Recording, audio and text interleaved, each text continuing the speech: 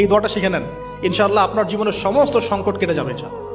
আমি নিজেও এই দোয়াটা বেশি বেশি করার চেষ্টা করি। দোয়াটা হচ্ছে, মুসা আলাইহিস সালাম একটা গাছের নিচে হেলান দিয়ে বসলেন, বসে দেখলেন দুজন মেয়ে দাঁড়িয়ে আছে দূরে, পানি নিতে পারছে না, লোকজন পানি নিয়ে যাচ্ছে, ওরা দাঁড়িয়ে আছে বেচারি। মুসা আলাইহিস সালাম গিয়ে বললেন, কি সমস্যা আপনাদের?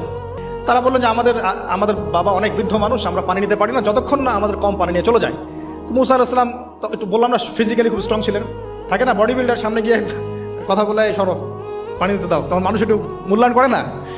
তো মুসা আলাইহিস সালাম এভাবে পানি নিয়ে দিলেন এবং বাছুরদেরকে পানি পান করালেন, করিয়ে গাছের নিচে এসে বসে আছেন।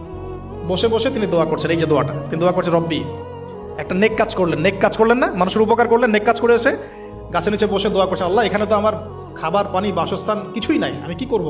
রব্বি ইন্নি লিমা আনজালতা ইলাইয়া মিন খায়রিন ফাকির, রব্বি ইন্নি লিমা আনজালতা ইলাইয়া মিন খায়রিন ফাকির।